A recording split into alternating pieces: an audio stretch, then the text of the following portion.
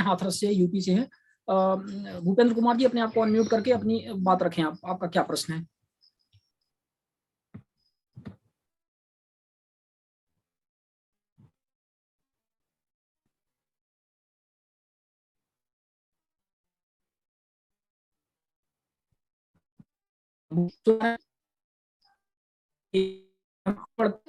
का क्या प्रश्न आप रखें? हमें लगता है कि नंद किशोर जी को भी दिक्कत हो रही है अनम्यूट करने में, या कि वह सुन नहीं पा रहे हैं। फिर आगे हम बढ़े। मंगीलाल कश्यप जी हैं। मंगीलाल कश्यप जी, अपने आप को अनम्यूट करिए प्लीज।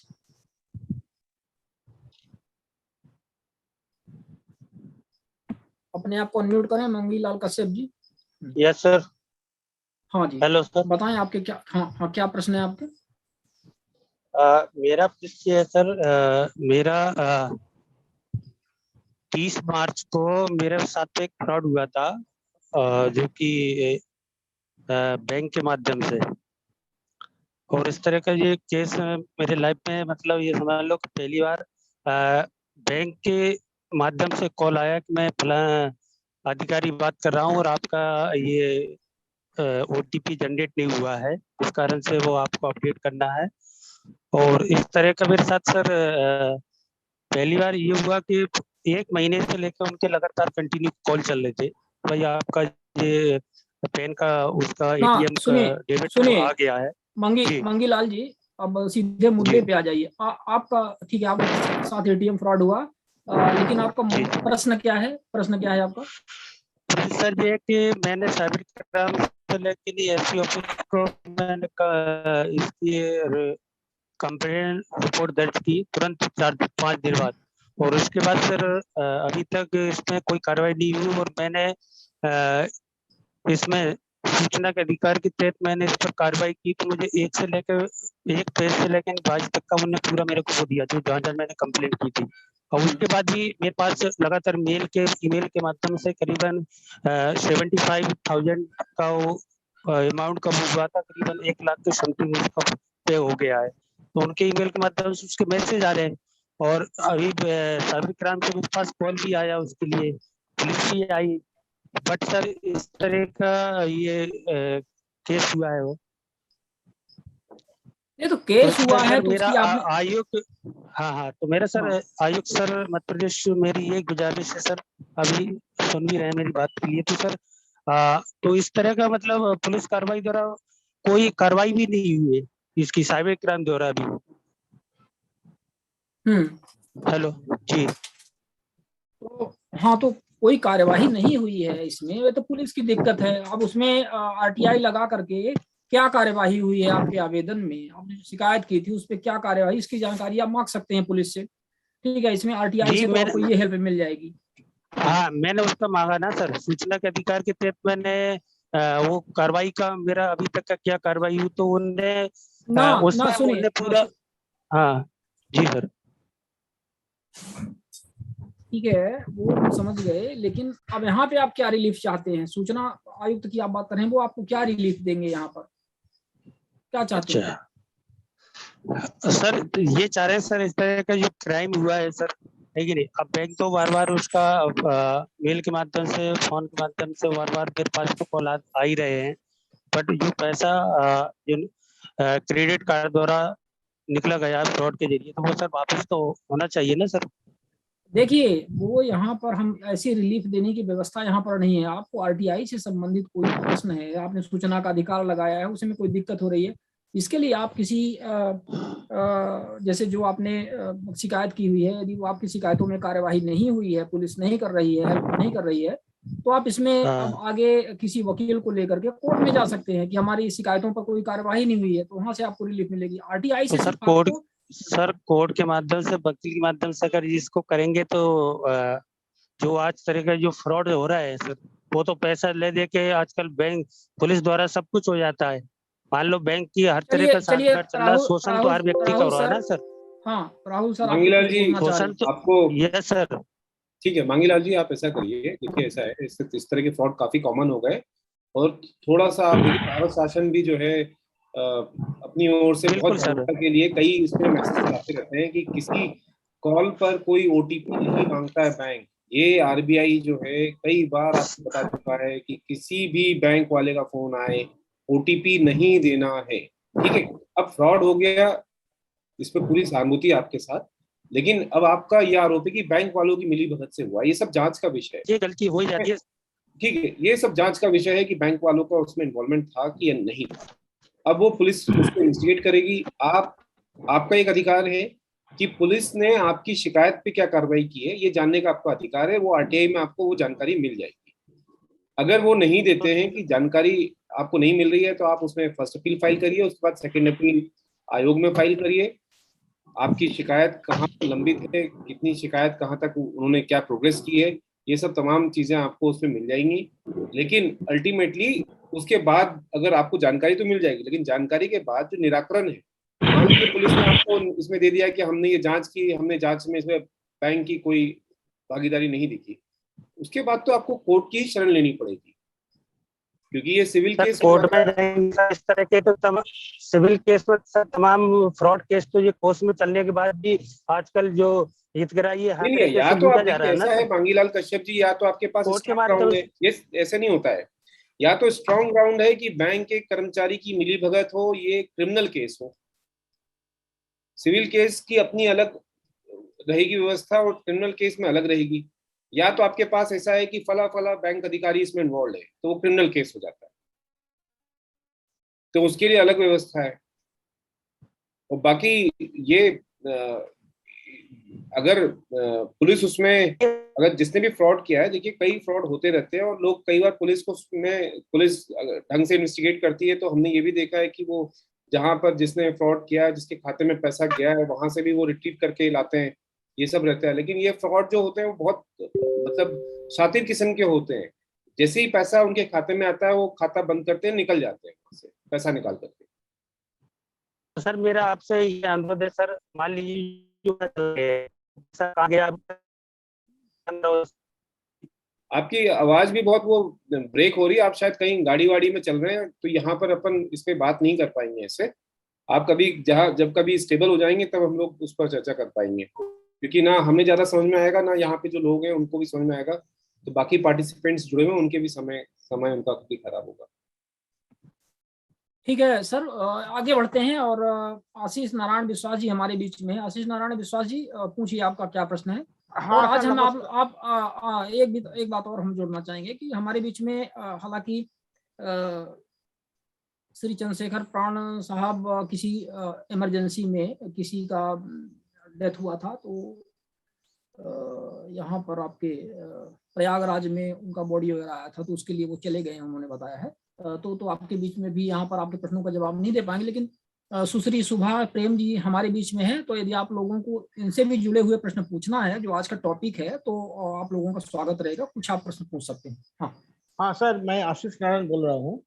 मेरा आरटीआई से सवाल है राहुल सर के पास। अच्छा, मैं बंगाल से बोल रहा हूँ राहुल सर। मेरा सवाल ये है, मेरा दो सवाल है एक्चुअली हम पूछना चाहते हैं। सेक्शन 12(4) में लिखा है general superintendence direction and management of the affairs of the central information commission shall vest in the chief information commissioner who shall be assisted by the information commissioner and may exercise all such powers and do all such acts and things which may be exercised on done by Central Information Commission autonomously without being subjected to direction by any other authority under this act. मेरा सवाल इसमें है, यहाँ साफ साफ लिखा है chief information commissioner का सुपरिटेंडेंसी डायरेक्शन मैनेजमेंट का पावर है। तो मैं कह रहा हूँ अगर ये दिखा जाए कोई फाइनल हेयरिंग में सेंट्रल इंफॉर्मेशन कमीशन कोई पॉइंट को इग्नोर करते हुए या कोई पॉइंट को अवॉइड करते हुए डायरेक्शन दिया है, तो उसमें अपीलेंट का संतुष्टि नहीं मिला, तो वो तो सेंट्रल चीफ इंफॉर्मेशन कमिश्नर को अपील कर सकता है रिव्यू या अपील के लिए। कहे के लिए यहाँ दूसरी बात है आपका सेंट्रल इंफॉर्मेशन कमीशन का जो और एक तो ये है, हम बता रहे हैं सर आपको, central information commissioner management regulation 2007, इसमें सेक्शन 13 नंबर में साफ साफ लिखा है कि डिवीजन बेंच और 3 ठो पॉइंट है यहाँ, सबसेक्शन 1 to 3 तीनों में मोटा तौर पर मैं बता रहा हूँ, लिखा है चीफ इंफॉर्मेशन कमिश्नर का पावर है डिवीजन बेंच बनाने का, लार्जर बेंच बनाने का, या जैसा ये कहाँ पे जरूरत लिखा है, होगा। ये कहाँ पे लिखा है? Central information commissioner management regulation act, वो अच्छा, आरटीआई किताब आपको मिल जाएगा सर। ओके ओके ओके, वो उनके रूल्स में है। रूल्स में है, हाँ रूल्स में 13 नंबर पॉइंट में साफ साफ लिखा है चीफ इंफॉर्मेशन कमिश्नर को अगर कोई अपील करता है तो वो उसमें चीफ इंफॉर्मेशन कमिश्नर का पावर है डिवीजन बेंच, फुल बेंच या लार्जर बेंच बनाने का, अगर मैटर ऐसा है तो। आते हैं हम इसका 23 नंबर पॉइंट सर, 23 का फुट नोट में लिखा है, मैं पढ़ के सुनाता हूँ सर आपको। An appellant or a complainant or a respondent may, however, make an application to the Chief Information Commissioner for special leave to appeal or review of a decision or order of the case and mention these grounds for such a request. Number 3, the Chief Information Commissioner on receipt of such a request may consider or decide the matter as he thinks fit. ये लिखा है किताब में साहब, मैं किताब से खाली आपको बता रहा हूँ। अब मेरा सवाल है, मान लीजिए इंफॉर्मेशन कमिश्नर का कोई डिसीजन में हम देखा है, जो अक्सर होता है, मैं सेंट्रल इंफॉर्मेशन कमिश्नर का बोल रहा हूँ, 7(1) को वायलेशन हुआ है सीपीआईओ से, सेक्शन 96 का वायलेशन हुआ है फर्स्ट अपीलेट अथॉरिटी से। अब मैं किया सेकंड अपील में मैं पूरा अपना बयान रखा है, ड्राफ्टिंग में वो लिखा है पूरा पॉइंट, देखिए सर ऐसा ऐसा हुआ है, 7(1) का वायलेशन हुआ, 96 का वायलेशन हुआ, आप इसमें सेक्शन 22 लगना ही चाहिए, कोई मौका नहीं देना है, और हमको कॉम्पेंसेशन का, I am eligible to get compensation and I am praying before your honour to give me this appropriate compensation. उसमें आईसी क्या करता है, उसमें हेलो सर, उसमें आईसी क्या करता है, वो सीपीआईओ को फिर दोबारा मौका देता है, 15 दिन का टाइम दिया जा रहा, आप इंफॉर्मेशन दीजिए, वो नहीं दिया, नॉन कॉम्प्लायंस का लेटर। मैं आपकी बात समझ गया, आपका बेसिकली प्रश्न ये है कि सेंट्रल इंफॉर्मेशन कमिश्नर जो है, चीफ इंफॉर्मेशन कमिश्नर जो है सेंट्रल इंफॉर्मेशन कमीशन में, उसका वो इंटरवेंशन कर सकते हैं, उनका राइट है वो इंटरवीन करके किसी भी सेंट्रल इंफॉर्मेशन कमिश्नर के डिसीजन में अपनी ओपिनियन दे सकते हैं, दे सकते हैं, और डिवीजन बेंच का प्रयास करने से डिवीजन बेंच भी वो फॉर्म करके अपना बेंच भी कर सकते हैं, ये सब आप कह रहे हैं। देखिए ये एक्चुअली क्या था कि एक तो व्यवस्था को समझ लीजिए, ये जो रूल है, ये रूल सिर्फ सेंट्रल इंफॉर्मेशन कमीशन में ही लागू है। जैसे हम मध्य प्रदेश की बात करें, मध्य प्रदेश में इस तरह का कोई रूल नहीं है कि यहाँ बेंच बनाया जाएगा, ये रूल में नहीं लिखा हुआ है कि कोई बेंच, मतलब ऐसा कोई विषय आ जाएगा, कोई बड़ा अगर मान लीजिए मैटर आ गया जहां पर फुल बेंच बनाने की बात हो गई इंफॉर्मेशन कमीशन की, तो मध्य प्रदेश में ऐसा कोई रूल एग्जिस्ट करता नहीं है, तो हर जगह के अपने अपने रूल्स हैं। लेकिन ये रूल्स भी उस बेंच में जो लोग बैठेंगे, अब ऐसा नहीं है ना कि कोई information commissioner doesn't want to be part of that bench, तो उसको आप पकड़ के ले आए कि नहीं उसमें आपको बैठना पड़ेगा, मैं कह रहा हूँ बैठना पड़ेगा फुल बेंच, वो एग्री नहीं कर रहे हैं। तो यहाँ पर ये क्या होता है कि, और अगर मल्टीपल लेवल पे देखिए, आप आशीष नारायण जी बहुत अच्छा सवाल उठाया आपने कि आपके कंप्लेंट पर सीआईसी क्यों नहीं, चीफ इंफॉर्मेशन कमिश्नर जो है वो इंटरवीन क्यों नहीं कर रहे हैं। कल को ऐसे पीआईओ भी पहुंच जाएगा, उसका पहचान, वो बोलेगा कि सीआईसी साहब देखिए ये आशीष नारायण जी के इसमें मुझे बेकार में पेनलाइज किया जा रहा है, आप इंटरवीन करिए। तो आप नहीं ये सर एक मिनट सर, मेरा एक तो सवाल है यार, अगर ऐसा हुआ है, अगर इस तरह का इंटरवेंशन को हमने एक जगह अलाउ कर दिया तो फिर ये ऐसे मतलब ऐसे मामले आ जाएंगे कि कोई भी जो इंडिपेंडेंस एक रहता है, जैसे हम जो इंफॉर्मेशन कमीशन में हम जो निर्णय लेते हैं वो हमारा निर्णय होता है, उसमें चीफ इंफॉर्मेशन कमिश्नर का कोई उसमें इंटरवेंशन नहीं होता है। नहीं सर, मेरा सवाल ये नहीं था, मेरा सवाल ये नहीं था, हम खाली से मेरा जो सवाल था उसका एकदम completely involved in the central information commission. Of course that's what I am telling you, I mean even in state का बात नहीं बोल रहे हैं। और एक बात मैं सेंट्रल इंफॉर्मेशन कमीशन में भी Ashish Narayan, this is not possible that the chief information commissioner would intervene in any central information commissioner's order. तो इसका माने हमको ये समझना होगा, रूल में आप वर्ड देखिए, जनरल सुपरिटेंडेंस लिखा हुआ है, उस वर्ड का क्या मतलब होता है, जो सामान्य काम की जो रूपरेखा है, जो बेसिकली ब्रॉडर काम होते हैं कि आपका मैनेजमेंट कैसे चलेगा, इंफॉर्मेशन कमीशन में कैसे काम होगा, कितने लोग रहेंगे, कैसे उनकी सैलरी आएगी, जो इश्यूज होते हैं उन सब में, वो सब जो एडमिनिस्ट्रेटिव वर्क होते हैं वो सब सीआईसी के अंडर में आते हैं, चीफ इंफॉर्मेशन कमिश्नर के अंडर में आते हैं। अच्छा ठीक है सर, मान लिया आपका ये पॉइंट। तो आप रूल में जो 13 नंबर पॉइंट हम बताया उसमें तो साफ साफ लिखा है चीफ इन्फॉर्मेशन कमिश्नर का पावर है डिवीजन बेंच हाँ, बनाने का। तो उनका पावर है, उसको कौन चैलेंज कर रहा है? वो उनका पावर है, वो करे तो करे। तो करता क्यों नहीं है? मैं बता रहा हूँ आपको। अरे मैं पावर, ये एक बात है, पावर तो उनका पेनल्टी देने का भी है। अब आप सवाल पूछेंगे पेनल्टी क्यों नहीं लगाते? नहीं पेनल नहीं वो तो हम वो वाला पावर सवाल तो नहीं सब पूछ कुछ है रहा उनका, हम। तो उनका मेरा बात पावर है। सुनिए, मेरा बात सुनिए सर। मैं जॉब एक अपील कर रहा हूँ जो सर मेरा आईसी का ये ऑर्डर है, इस ऑर्डर से इस बिंदु को अवॉइड किया can't गया या compel. See, I tell you, Mr. Ashish Narayan, law is very clear. आप या तो एक ऐसा आदेश ले आइए, आदेश दिखा दीजिए रूल कि if applicant approaches chief information commissioners to form a full bench, chief information commissioner has to form a full bench. ऐसा कोई रूल में है लिखा हुआ कि आप कहीं पर ये आवेदन देंगे कि आपको हम रिक्वेस्ट करते हैं कि इसमें फुल बेंच बनाई जाए, तो चीफ इंफॉर्मेशन कमिश्नर बाध्य हैं फुल बेंच बनाने के लिए? नहीं आई एम नॉट तो फिर मैं मान रहा हूँ, तो फिर मैं मान रहा हूँ कि उनकी गलती है। मैं ये नहीं बोल रहा हूँ, आप जो बोल रहे हैं मैं ये कभी नहीं बोला कि मैं ऑर्डर कर रहा हूँ चीफ इंफॉर्मेशन कमिश्नर को जो आप फुल बेंच बनाइए, डिवीजन बेंच बनाइए, ये बात नहीं है। मेरा ये प्रेयर है कि आईसी का इस ऑर्डर। हाँ आशीष नारायण जी, आपका सवाल क्या है? हाँ, मैं रिक्वेस्ट करूंगा कि आप थोड़ा सा अपना सवाल शॉर्ट करें। और हो गया एक सेकंड सर, एक हाँ। सेकंड में खत्म हो जाएगा। सर राहुल सर, मैं जो कहना चाहता हूँ, हम मान लीजिए आईसी का ऑर्डर में डिससेटिस्फाई होके एक प्रेयर किया है चीफ इंफॉर्मेशन कमिश्नर के लिए ये इसको डिवीजन बेंच में भेजा जाए या इसको रिव्यू किया जाए, जो आपको उचित समझता है आप वो कीजिए। इसमें चीफ इंफॉर्मेशन कमिश्नर का दो ऑप्शन है, रिजेक्ट कर सकता है मेरा प्रेयर या वो डिवीजन बेंच में भेज सकता है फॉर्म करके, वो आपका उनका मर्जी है। मैं ये नहीं बोल रहा हूँ कि आप डिवीजन बेंच बनाइए, लार्जर बेंच बनाइए, क्या स्पेशल बेंच बनाइए मेरे लिए, ये मेरा कहने का मतलब नहीं है। मेरा प्रेयर है कि इसमें यही बिंदु अवॉइड किया गया है आईसी का द्वारा, इसको आप थोड़ा उचित बेंच में भेजिए for restoration of natural justice. मेरा कहना इतना ही है। जो किताब में आप ये कर सकते हैं, सुनिए मैं आपको राइट बता देता हूँ। आपके राइट क्या है?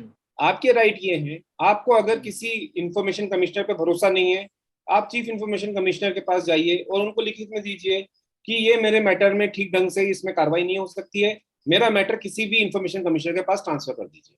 That's all. That's the least you can do. That's I mean, I am telling this. I am telling this, sir. I want to mention you this thing from the very beginning. Either you transfer your case, either you transfer your case. That's the only way out. अगर case चल रहा है आपका, आप अपना case transfer कर सकते हैं। नहीं, अभी समस्या क्या हो रहा है, maximum ICM central information commissioner का बात बोल रहा है। जब हम बोला आपको अभी ना 7(1) का वायोलेशन हुआ, 19 अरे मैं समझ रहा हूँ, मैं तो बोल रहा हूँ सारे वायोलेशन हो गए।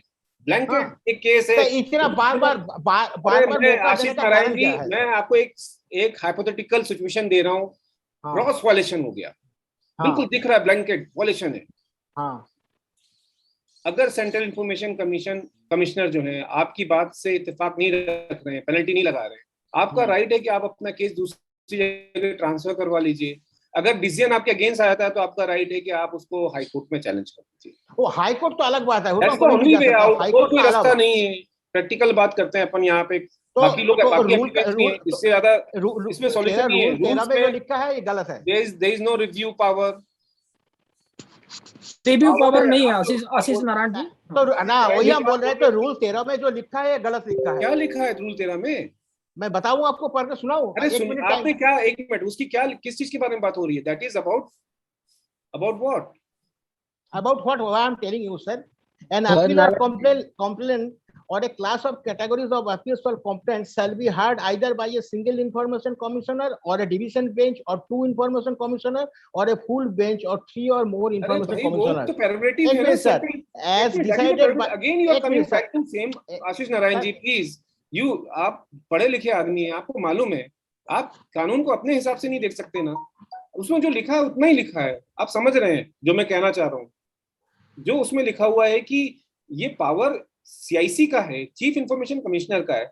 अब सीआईसी आपसे इत्तेफाक नहीं रख रहे तो आपके पास कोई रास्ता नहीं है सिवाय हाई कोर्ट के जाने के। वो तो अलग बात है। हम वही बात है उसमें ये नहीं लिखा है तो हम ये नहीं लिखा है आशीष नारायण जी कि CIC is compelled to form a bench upon request of any applicant, ये हाँ। नहीं लिखा हुआ है।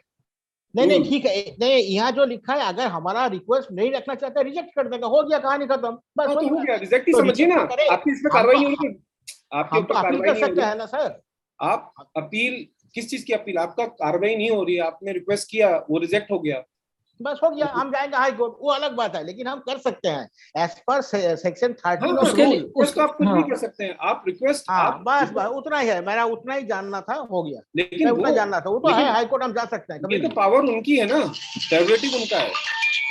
ठीक है। अवधेश आशीष नारायण नारायण जी, राघवेंद्र आशीष नारायण जी एक आगे बढ़ेंगे। हाँ सेकंड, हाँ, आत्मदीप सर, हाँ प्लीज। अभी ये चलता है। ये नारायण जी ने जो मुद्दा उठाया, मध्य प्रदेश, ये केंद्रीय सूचना आयोग के नियम बता रहे थे। मध्य प्रदेश सूचना आयोग ने अपने कोई नियम नहीं बनाए, कई दूसरे राज्यों के सूचना आयोगों ने अपने नियम बना रखे हैं। लेकिन इसके बाद भी मध्य प्रदेश सूचना आयोग में बड़े मामलों में हमारे कार्यकाल के दौरान, यानी 2014 से 19 के दौरान, मुख्य सूचना आयोग ने फुल बेंच भी गठित की, पूर्ण पीठ, खंडपीठ यानी डिवीजन बेंच भी गठित की और महत्वपूर्ण मामलों की सुनवाई की। इन फुल बेंच में और डिवीजन बेंच में हम भी शामिल रहे मुख्य सूचना आयुक्त के साथ। ये बिल्कुल ठीक है, और वो नारायण जी भी इससे सहमत है कि ये उसके अधिकार क्षेत्र में है मुख्य सूचना आयुक्त के। वो इन मामले में जरूरत समझे तो वो पूर्ण पीठ बनाए या खंडपीठ बना के सुनवाई करे, या लार्जर बेंच बना के। मध्य प्रदेश हाईकोर्ट सूचना आयोग में हाईकोर्ट के खिलाफ एक मामला आया था, इसलिए ये आवश्यकता समझी गई थी पूर्ण पीठ में सुनवाई करने की। और दूसरा मामला राज्य आवास संघ से संबंधित था, उसमें डिवीजन बेंच बनाई गई, ये हुआ था। जी धन्यवाद। तो आशीष जी, इसके लिए आप थोड़ा सा प्रयास कर लीजिए आगे कोर्ट के लिए, थोड़ा सा यदि यहाँ पे नहीं हो पा रहा है तो इसका क्या समाधान निकल पाएगा, यदि नहीं समझ पा रहे हैं आप CIC तो प्लीज कोर्ट। हम तो हाँ उनको सत्येंद्र, भेजेंगे। ठीक है, थैंक यू हाँ सर। सर, हाँ ओके सत्येंद्र जी। शायद शिवानंद जी, आज का जो टॉपिक था उससे तो वो अलग ही हो गई गाड़ी। खैर जो भी है, आज तो नहीं सर्वप्रथम तो वो गाड़ी उस रास्ते पे जाए, इसके लिए मैंने आप लोगों से रिक्वेस्ट किया था, लेकिन आप लोगों ने प्रश्न नहीं पूछा, तो हमारे ख्याल से सुबह जी भी कार्यक्रम में लेफ्ट कर गई हैं। और चलिए ठीक है, तो आप लोग अब RTI से ही संबंधित प्रश्नों पर चर्चा करें। कोई दिक्कत नहीं है शिवानंद जी। आज का जो टॉपिक है बड़ा महत्वपूर्ण है। सर्वप्रथम महात्मा गांधी जी के चरणों में श्रद्धा सुमन अर्पित, और बहुत अच्छा टॉपिक है स्वराज का। और स्वराज और ग्राम पंचायत को लेकर के ये टॉपिक चल रहा था। पूर्व वक्ताओं ने जो भी अपने वो जो आदरणीय प्राण साहब ने जो अपने वक्तव्य दिए वो बहुत बढ़िया दिए हैं, और आदरणीय जो बहन थी पूर्व, उन्होंने जो काम करा बहुत बढ़िया करा। हमारा आज इससे संबंधित में राहुल सिंह साहब ने जो इम्प्लीमेंट और RTI को लेकर के करना चाहिए थे और जो बताया है वो भी बहुत बढ़िया बताया है। और आत्मदीप सर ने तो आज पूरा ग्राम पंचायत को लेकर पूरा ऑपरेशन ही कर दिया, सभी कल पुर्जे खोल के रख दिए हैं। सबसे बड़ी बात ये साहब कि मैं पत्रकार हूँ, और पत्रकार ही जो आज जो ग्राम पंचायत उनमें जो चल रहा है वो एक पत्रकार के सिवाय जमीनी स्तर का जो पत्रकार है वो जो रूबरू है, मेरे ख्याल से और कोई व्यक्ति नहीं होता होगा।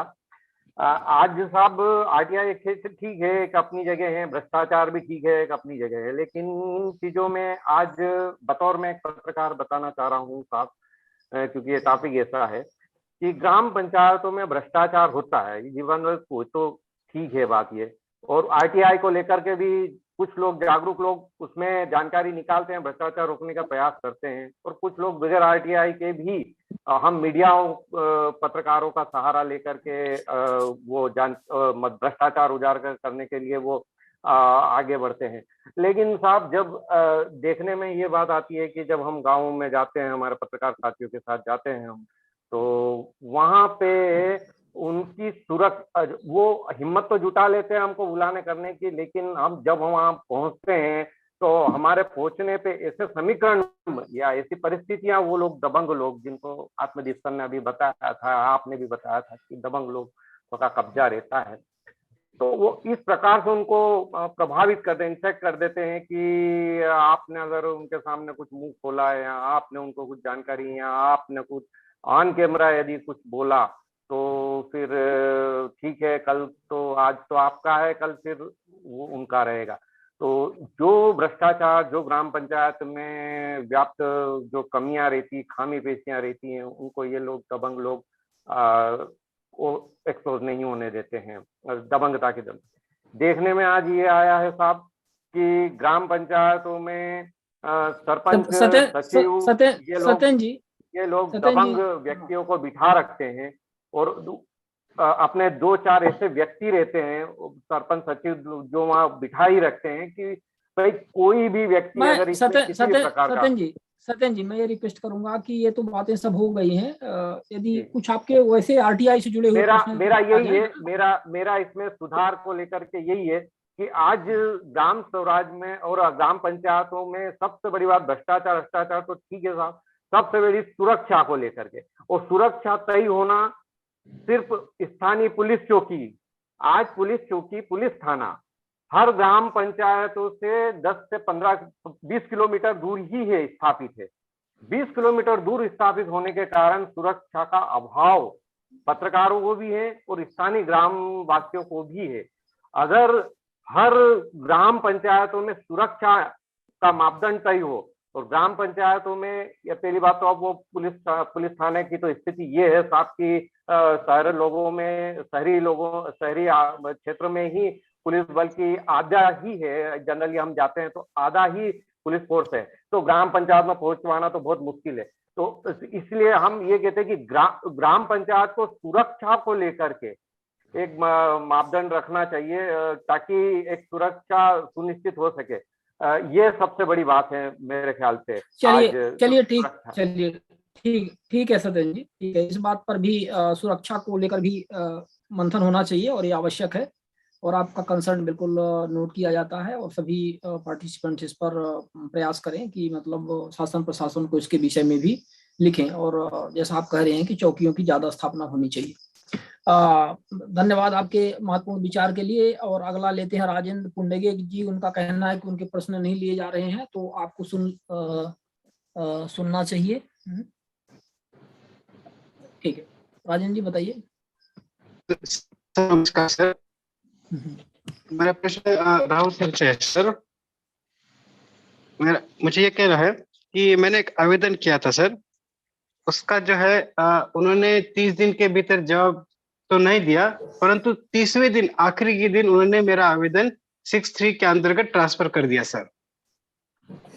तो मैं ये कह रहा हूँ कि मुझे रिप्लाई तो नहीं दिया उन्होंने, लेकिन बड़ी देर बाद उन्होंने वो ट्रांसफर कर दिया, तो इसकी वजह से मुझे काफी डिले भी हो गया। तो मैं ये चाहता हूँ कि मैं ये इनके खिलाफ में कंप्लेन में जाऊं या फिर मैं आईपीसी के किसी धारा में जाऊं सर। जी आत्मजीत सर। जी इनका प्रश्न आप समझ हाँ, प्रश्न समझ गए, समझ। आपके सामने दोनों विकल्प खुले हैं, आपकी इच्छा पे है, आप अपील में भी जा सकते हैं और शिकायत में भी जा सकते हैं। देखिए, इसमें जो भी आप शिकायत करें, अपील करें, उसमें इस बात को आधार बनाइए कि आईटी एक्ट की धारा 7 के अंतर्गत, 7 की जो उपधारा है उसका भी उल्लेख कर दीजिए कि उसके अंतर्गत उसमें प्रावधान है कि कोई भी आवेदन, सूचना का आवेदन अगर किसी और लोक सूचना अधिकारी से संबंधित है तो लोक सूचना अधिकारी ऐसा आवेदन प्राप्त होने के 5 दिन समय देगा, 5 दिन में देना पड़ता है, यानी जल्दी से जल्दी, ये प्रावधान है, वो अंतरित करेगा संबंधित, और किसी भी दशा में 5 दिन के बाद अंतरित नहीं किया जा सकेगा। तो उसने 2 उल्लंघन किए, एक तो शीघ्र से शीघ्र कार्रवाई नहीं की, दूसरा 5 दिन के बाद अंतरित नहीं करना था, बल्कि खुद वहां से जानकारी लेके और आपको देनी थी, ये उसकी जिम्मेदारी हो गई थी अंतरित। दो उल्लंघन उसने किए जी, और इसमें उसकी बदनीति झलकती है, आपको आखिर तक लटकाए रखना। और आरटीआई की धारा 7 में भी जो 30 दिन की अवधि है वो अधिकतम है। उससे पहले ये कहा गया है कि जल्दी से जल्दी निराकरण करेगा वो आवेदन का, उसने जल्दी से जल्दी नहीं किया, जानबूझकर डिले किया है। जी सर, वो दंडित होगा। आप अपील करें, शिकायत जो है आपको सुविधा हो कर सकते हैं। अच्छा, okay sir, thank you sir. जी राजेंद्र जी, आपका प्रश्न लिया गया। ललित सोनी जी हैं, वो ग्राम पंचायत से संबंधित प्रश्न पूछना चाह रहे हैं। ललित सोनी जी। भैया प्रणाम। सबसे पहले सभी लोगों को भी प्रणाम, मेरा ओर से प्रणाम। अभी थोड़ी देर पहले आत्मदीप जी सर ने ग्राम पंचायत से जुड़े बहुत बढ़िया विषय हम सबके सामने रखे, उसके लिए उनका साधुवाद करता हूँ। कुछ चीजें उनसे जुड़ी हुई है जो मेरे सामने है, उसके लिए मैं कार्रवाई करना चाह रहा हूँ। जैसे सबसे पहले तो अभी मुख्यमंत्री की भी योजना चली थी जिसमें यात्रा का प्रावधान था। तो ग्राम पंचायत स्तर पर मैंने जब गौर करा तो ग्राम पंचायत के लोग भी, हम एक संस्था चलाते हैं जिसके अंदर हम लोगों की भलाई का काम करते हैं। तो हमने सभी मुख्यमंत्री तीर्थ दर्शन योजनाओं के लाभार्थियों के लिए फॉर्म भरे थे। तो ग्राम पंचायत के लोग भी हमारे पास आए, तो हमने उनसे पूछा कि भाई आपके पंच सरपंच और इन लोगों से आप यात्रा या अन्य चीजों की जानकारी लें। तो बोले हमारे नए नए सरपंच हैं, नए नए पंच हैं, उनको पता ही नहीं है कि कैसे फॉर्म भरना है। कुछ लोग बोले कि मेरे यहाँ पे जो पंच सरपंच हैं वो शिक्षित नहीं है। तो मेरा एक सबसे पहला एक सवाल था, कोई जो भी महोदय यहाँ मौजूद है जो इस विषय में जानकारी रखते हैं, वो थोड़ा सा मुझे बताने का कष्ट करें कि क्या वैसे तो चुनाव में कोई योग्यता का आधार नहीं होता चुनने के लिए, पर अगर ग्राम पंचायत स्तर पर इस तरह की योग्यता अगर निर्धारित हो तो शायद कहीं ना कहीं ग्राम पंचायत के जो लोग हैं उनको लाभ बहुत जल्दी मिल सकेगा। मेरा एक सवाल तो पहला ये था। सेकंड नंबर का मेरा सवाल ये था कि पहले आपका एक सवाल हो जाए और आत्मदीप सर ललित सोनी जी के प्रश्न का जवाब प्लीज दें। सोनी जी का सवाल बहुत जायज है, औचित्य रखता है, और ये कोई योग्यता सरपंच पद के लिए, पंच पद के लिए निर्धारित न, या ये नहीं, जनपद अध्यक्ष या जनपद सदस्य के लिए भी कोई योग्यता नहीं है, जिला परिषद के लिए भी कोई योग्यता नहीं है, सिर्फ आयु सीमा है, न्यूनतम आयु की योग्यता है। मैं तो इस विषय को, इनके मुद्दे को सोनी जी के विस्तार देके देना चाहूंगा कि ये विधायक और लोकसभा राज्यसभा के सदस्यों तक भी ये होना चाहिए, मंत्रियों के लिए भी होना चाहिए, ये कोई न्यूनतम योग्यता। लेकिन कानून में ऐसा नहीं है। हमें अच्छी तरह ध्यान है, राजस्थान में जब हम जयपुर में जनसत्ता के ब्यूरो प्रमुख थे, तब राजस्थान सरकार में शायद भैरव सिंह जी की सरकार थी, शेखावत की, उन्होंने प्रावधान कर दिया था सोनी जी जैसे लोगों के सुझाव के आधार पे कि सरपंच पद का उम्मीदवार कम से कम मैट्रिक पढ़ा लिखा होना चाहिए, पंच पद का उम्मीदवार कम से कम उच्च माध्यमिक यानी 8वीं तक पढ़ा लिखा होना चाहिए। इस तरह की न्यूनतम शैक्षिक योग्यता तय करती थी। तो उसको जो पढ़े लिखे नहीं है उन पंच सरपंचों ने हाई कोर्ट में चुनौती दी कि ये भेदभावपूर्ण प्रावधान है। बाकी जो और निर्वाचन के पद है किसी के लिए कोई योग्यता तय नहीं, और सिर्फ हम निचले, सबसे निचले स्तर के हम पे ये योग्यता थोपी जा रही है। ये कानून के समक्ष समानता नहीं है, समानता के अधिकार का उल्लंघन हो रहा है। इसी आधार पर हाई कोर्ट ने उस योग्य, जो राजस्थान सरकार ने आदेश दिया था न्यूनतम योग्यता का, शैक्षिक योग्यता, उसको हाई कोर्ट ने रद्द कर दिया। ये अवैधानिक है, ये स्थिति है। तो ये केवल ग्राम पंचायतों को नहीं जुड़ा, जब तक ये नीचे से ऊपर तक नहीं होगा, एक जगह नहीं हो सकता, कोर्ट के आगे नहीं टिकेगा अगर एक जगह किया तो, लेकिन होना चाहिए।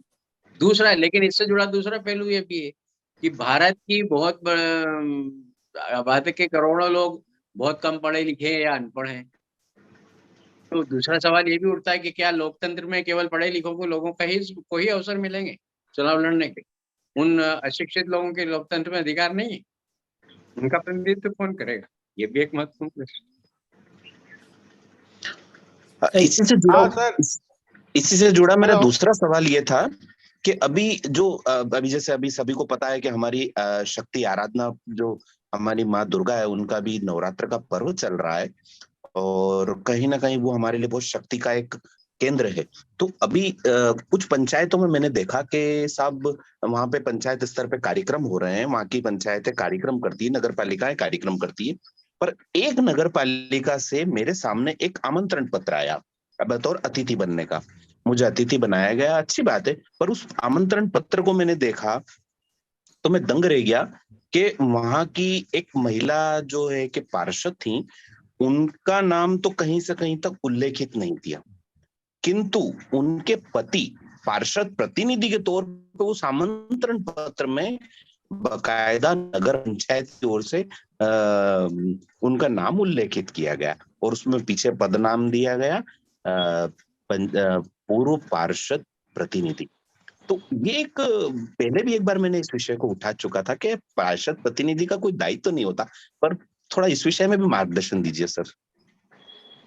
सोनी जी, इस आपके मुद्दे का संज्ञान मध्य प्रदेश हाईकोर्ट ले चुका है और इसको अवैधानिक घोषित कर चुका है कि पंचायत एक्ट के तहत सरपंच पंच को अपना प्रतिनिधि नियुक्त करने का कोई अधिकार नहीं है। हालांकि देखिए, यहाँ भी वही मामला आता है जो आपके पिछले सवाल में था कि विधायक और सांसद तो अपना प्रतिनिधि नियुक्त कर रहे हैं, लेकिन कोर्ट कह रहा है कि सरपंच सरपंच को अपना प्रतिनिधि बनाने का कोई एक्ट में प्रावधान नहीं है, इसलिए अवैध। हमने पर अपने वो- फेसबुक पेज पे इस फैसले की खबर भी डाली थी। पर वो महिला है साहब, महिला का प्रतिनिधि बन रहा है, ये बहुत बड़ी बात है। ठीक है, धन्यवाद सर, मेरे सवाल का जवाब। धन्यवाद सर, धन्यवाद शिवानंद जी। हाँ ठीक है। नहीं आदमी सर, आपने सही कहा है, और ये बात विधायक और सांसद के लिए भी लागू होती है, और हमें लगता है कि कोर्ट को लेकिन कहीं ना कहीं प्रतिनिधि शब्द तो उचित नहीं है, या जैसा भी उसको कहें। क्या है कि ग्राम पंचायतों की जब स्थिति आ जाती है और जब विधानसभा और मतलब लोकसभा की बात आती है, उसमें थोड़ा सा अंतर भी हो जाता है, क्योंकि ग्राम पंचायतों में प्रतिनिधित्व करने का सीधा सा मतलब है कि एक छोटे से समूह के बीच में कुछ 1000, 1500, 2000 के लोगों के बीच में यदि महिला सरपंच बन गई, या इस तरह से कोई ज्यादातर इन्हीं केसेस में होता है, तो उनके जो दबंग पति होते हैं या इस तरह से उनके जो रिश्तेदार होते हैं, वो पूरा अपने हाथ में सारी चीजें ले लेते हैं।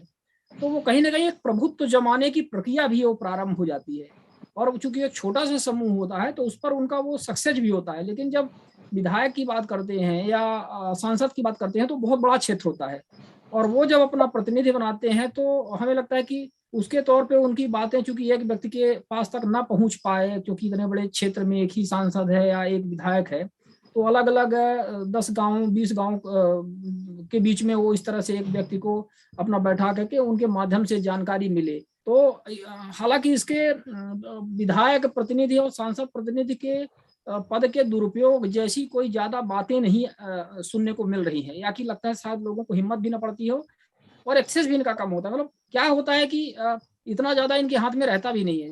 जैसे विधायक और सांसद तो हो गए, बड़ी बड़ी नीतियों में इनका हस्तक्षेप होता है, लेकिन इनके पास जो फंडिंग होती है, फंडिंग इनके पास कुछ लिमिटेड होती है, और पंचायतों के पास मनरेगा और ये योजनाओं के माध्यम से काफी अनलिमिटेड किस्म की फंडिंग होती है। तो वो जो एक छोटी सी जगह में इतनी ढेर सारी फंडिंग और उसका यूज और मिसयूज के जो सवाल आ जाता है, और कुछ खास लोगों को ही उसका लाभ पहुंचाने या इस तरह से बात आ जाती है, तो वो कहीं ना कहीं फैक्टर वो कर रहा है। और पंचायतों में इस तरह बहुत शिकायतें आती हैं कि वो, हम गए ग्राम सभा में तो हम गरीब आदमी थे, अपनी बात रखना चाहे तो वो पता चला कि सरपंच जो थे उनके पति आ गए और वो बोलने लगे कि हम यहाँ के सरपंच हैं, या हमसे बात करो, या इस तरह से, और मारपीट कर दिए, गाली गलौज कर दिए, हमें बोलने नहीं दिए। तो ये बातें आ जाती हैं। लेकिन ये जो विधानसभा और लोकसभा के मामले में हालांकि है वो भी अवैधानिक ही है, जिस तरह से आपने कहा है, क्योंकि लागू वहां भी वही चीज होती है, लेकिन शिकायतें कम, कहीं ना कहीं शिकायतें कम आ रही है। मतलब ये शिकायतें बढ़ेगी, इस तरह से आएगा तो वहां भी ये चीजें आ जाएंगी, दिक्कत वहां भी हो जाएगी। हाँ शिवानंद जी, हेलो शिवानंद जी। हाँ मैं आशीष नारायण जी, अब अगला सवाल नहीं है, मैं एक छोटा बात बोलना चाहता हूँ, 1 सेकंड का।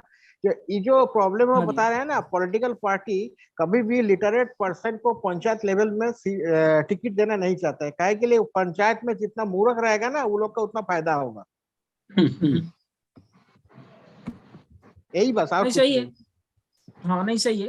आपका मूर्ख को हम लोग का वेस्ट बंगाल में, सुनिए ना, वेस्ट बंगाल में एक तो कैबिनेट मिनिस्टर है, वो क्लास 3 फेल है। आप सोचिए, कैबिनेट मिनिस्टर है, क्लास 3 फेल। हम उसका राज में बात करते हैं, और उसका पास कोई अगर शिक्षित लोग जाए तो उसको जाके सार बोलना होगा।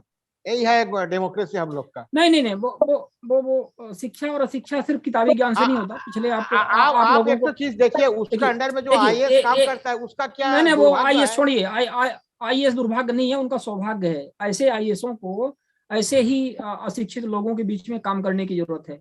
इन आईएएस की लॉबी ने, जो आईएएस आईपीएस है ना, इस तरह से इनकी लॉबी ने पूरे देश को बर्बाद कर दिया है। और ये मैं डिक्लेयर करता हूँ एक जनरल इस तरह से पब्लिक प्लेटफॉर्म से बोलता हूँ कि आज देश की दुर्दशा के पीछे कोई कारण है सबसे ज्यादा, तो ये इनकी आईएएस आईपीएस की लॉबी है।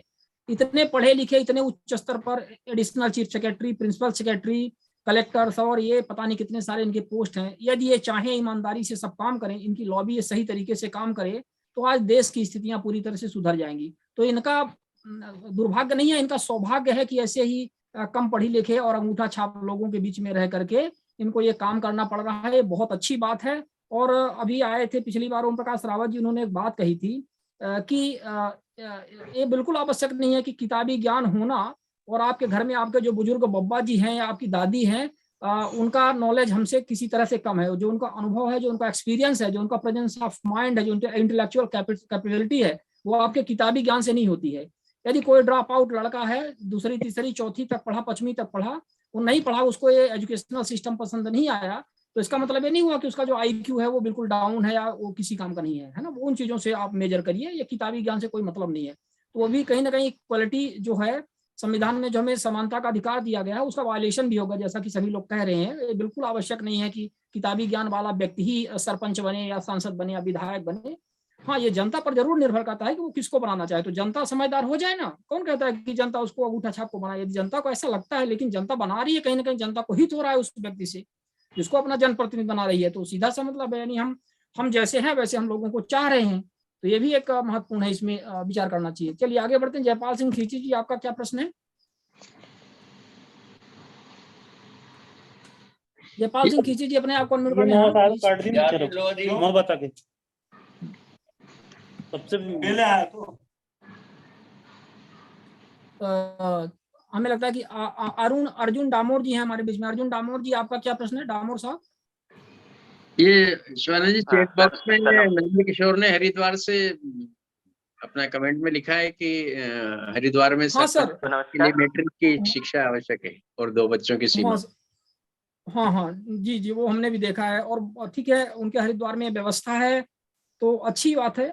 2 बच्चों वाली तो चलिए परिवार नियोजन को लेकर के अच्छी बात है, लेकिन मैट्रिक वाली जब बात आ जाती है तो फिर वही आपने जो कहा कि संविधान में के राइट्स के हिसाब से कोर्ट में ये चीज थोड़ा सा यदि कोई चैलेंज करे तो चैलेंज हो जाएगी। और पंक्ति चौधरी में भी लिखा कि कम पढ़े लिखे या बिना पढ़े लिखे लोगों ने भी कई जगह बहुत अच्छा काम करके दिखाया है, बहुत अच्छे काम कर। हाँ, और कर रहे हैं, बिल्कुल कर रहे हैं। OP रावत साहब आए थे पिछली बार, उन्होंने इसी बात पर, वो तो चुनाव आयुक्त ही रहे हैं, तो चूंकि ये बात आई कि किस तरह से क्रिमिनल बैकग्राउंड के लोग और कम पढ़े लिखे लोगों को इस तरह से मौका मिल रहा है, ये गलत है, तो उन्होंने यही जवाब दिया था। उन्होंने कहा था कि भारत जैसे देश में राजनीतिक देश भावना से प्रेरित होकर किसी भी व्यक्ति के ऊपर कितने भी FIR दर्ज करवाए जा सकते हैं, इसकी कोई लिमिट नहीं है। और भारत जैसे देश में ऐसे ऐसे काले कानून है, 2-3 काले कानून आपको हमको सबको पता है कि जिसमें ज्यादा कुछ करने की जरूरत नहीं है। FIR तो बस आप चुटकी बजाइए और हो जाती है।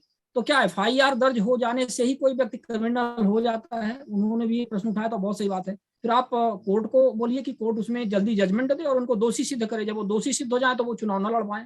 हम ये नहीं कि हम ये चाह रहे हैं कि क्रिमिनल लोग को बहुत बढ़ावा मिले इससे और हम उनका समर्थन कर रहे हैं, लेकिन हम ये कहना चाह रहे हैं कि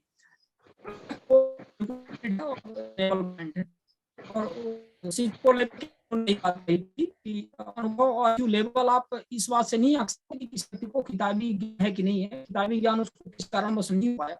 और ऐसा भी हो सकता है कि वो गरीब परिवार का रहा हो या उसके आसपास कहीं स्कूल ना रही हो, लेकिन वो इंटेलेक्ट लेवल पर बहुत अच्छा रहा हो और अच्छे उसके एम्बिशंस रहे हो और आज